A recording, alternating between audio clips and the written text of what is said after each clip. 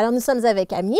Amir, bonjour. Bonjour, merci de m'avoir invité parmi vous. C'est un plaisir. J'avais énormément de questions sur les ventouses, les cups, c'est ça, les cupping thérapie. Cup en anglais, ventouse en français. Parce qu'à chaque fois, moi, je vois des combattants avec des marques circulaires au niveau du dos. Et à chaque fois, je me disais, c'est pas du tatouage ce truc, qu'est-ce que c'est? Et j'ai vu que forcément, c'était un espèce de traitement, mais en vrai, je ne connais pas du tout son fonctionnement. Et là, j'ai vraiment besoin là, de comprendre. Voilà, je vous ai appelé parce qu'il faut qu'on puisse, dans le MAG, on aime expliquer, on aime montrer tout ce qui se passe dans le MMA.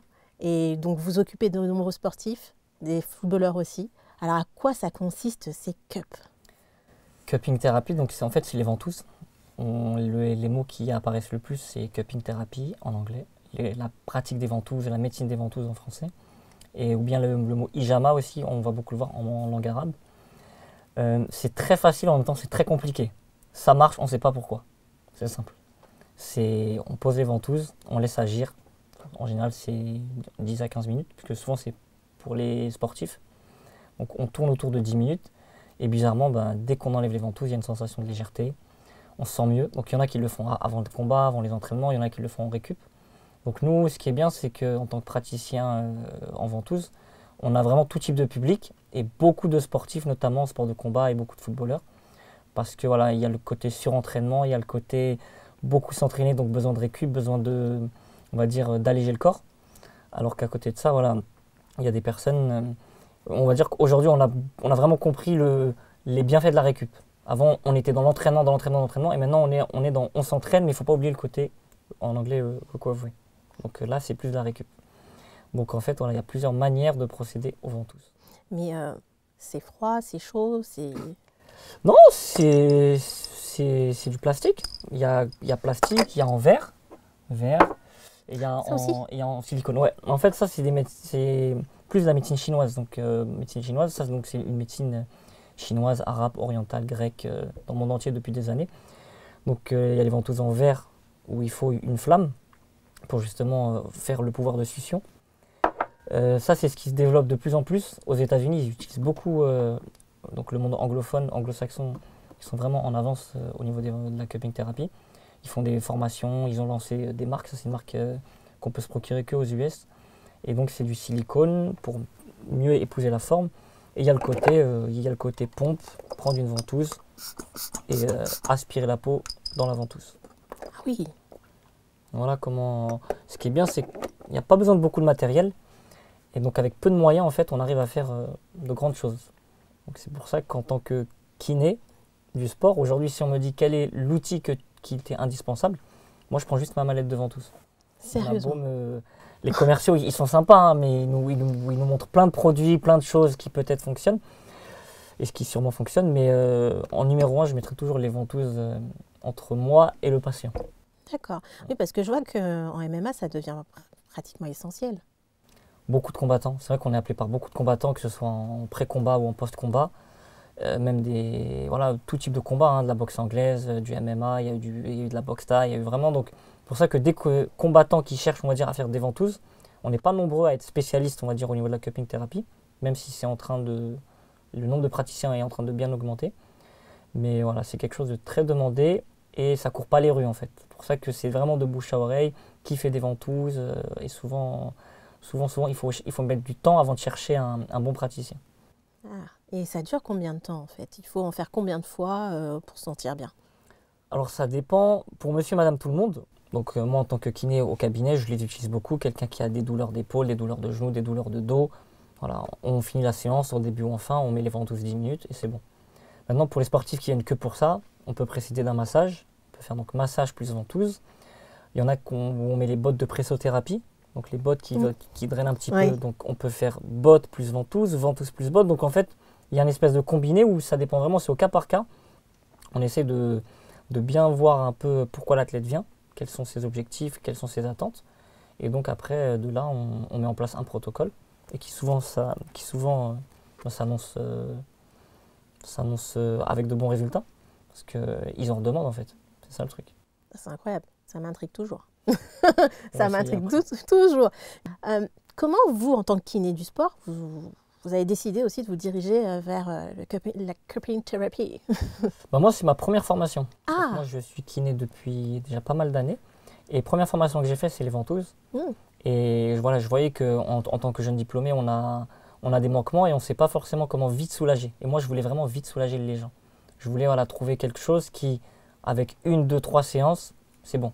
On passe à un autre problème. Et donc, j'ai trouvé ça depuis le début. Ça fait 6 ans que là, je pratique les ventouses.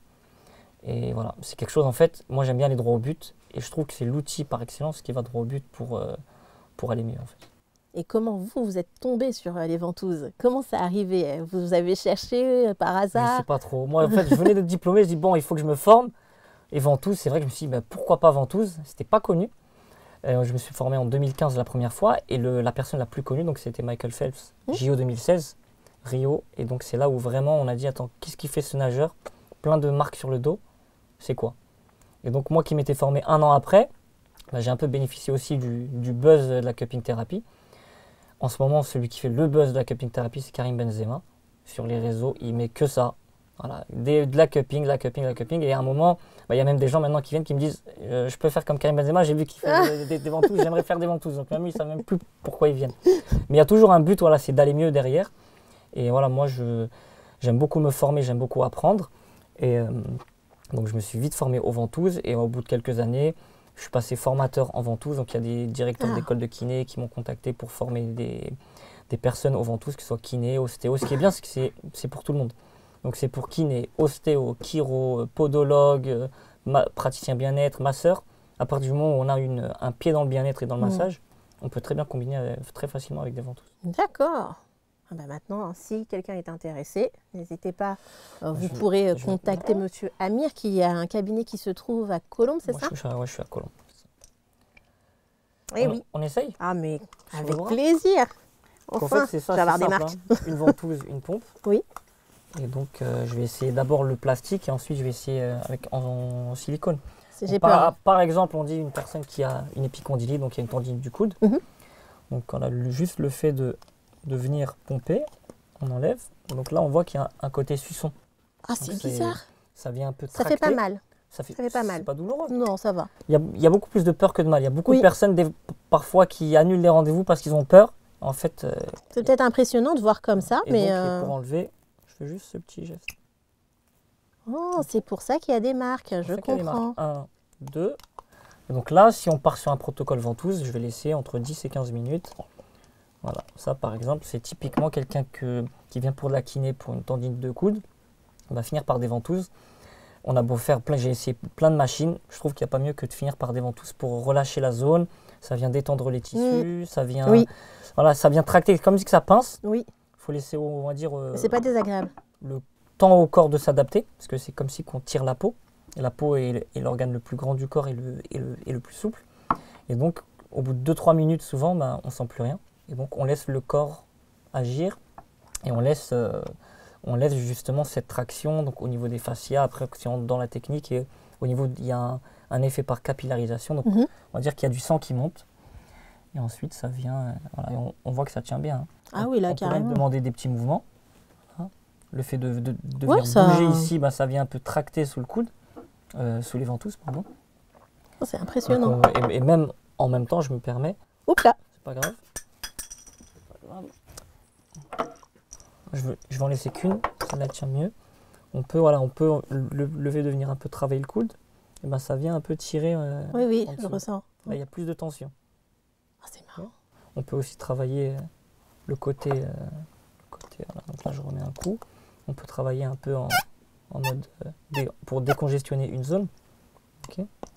Ou bien on peut tout simplement venir tracter très fort. Ah, celui-là, là, il est bien passé. Là, j'ai fait très fort pour avoir plus de tension. Ah ouais, là, on ne peut pas bouger. Là, on peut pas bouger. Il y a beaucoup de praticiens qui utilisent les ventouses que sur les cicatrices. Et c'est dommage qu'on on se contente Pourquoi pour venir décoller la peau. C'est-à-dire que dès qu'il y a une opération, il y a tout de suite des adhérences qui se font. Donc, de base, on va dire un kiné lambda va plutôt utiliser des ventouses pour le côté cicatriciel. Mettre des ventouses et laisser que ça vienne un peu décoller. C'est vraiment comme une ventouse. Alors qu'on peut l'utiliser de plusieurs manières. On peut faire des mouvements, on peut faire de la pose fixe. Et ça, pareil, c'est en silicone. Voilà. Ah ouais, Des mouvements, pareil. ouais, toujours, on peut. bouger. Ouais, on ressent bien. On peut tracter. Voilà. Ah. Il y a plusieurs Et tailles, l'accroche, hein. il y a plusieurs marques. L'avantage, c'est qu'ils sont en silicone, donc on peut bouger en même temps. Mhm. Donc, alors que celle-ci, on va dire, c'est plus du fixe. On pose, on laisse 10-15 minutes. Et il y a des combattants, par exemple, qui sont un peu, on va dire, surchargés au niveau des épaules. Oui.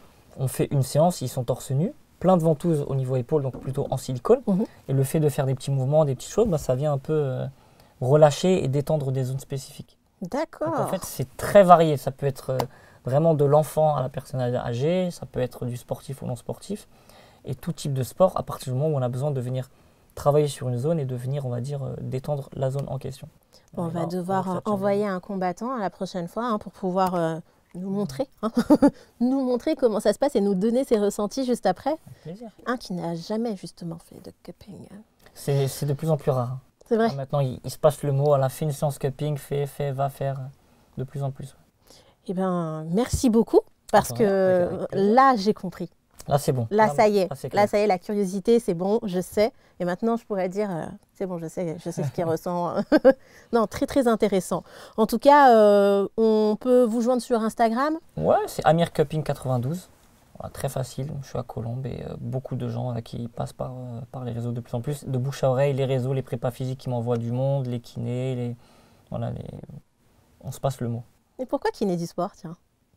Kiné du sport, parce que moi j'ai baigné dans le sport. Et à un moment, on veut, quand on n'est pas sur le terrain, ben, on veut être près du terrain. Donc près du terrain avec un outil comme celui-là, ça cartonne. Vous avez fait quoi avant? Moi je suis plus dans le foot. Football, foot en salle, tout ça. Ok, très bien. Bon, bah, n'hésitez pas en tout cas à aller voir Avec plaisir. Amir. Un grand merci encore. Hein. Merci à vous. C'était essentiel qu'on puisse comprendre Merci à vous. ce système.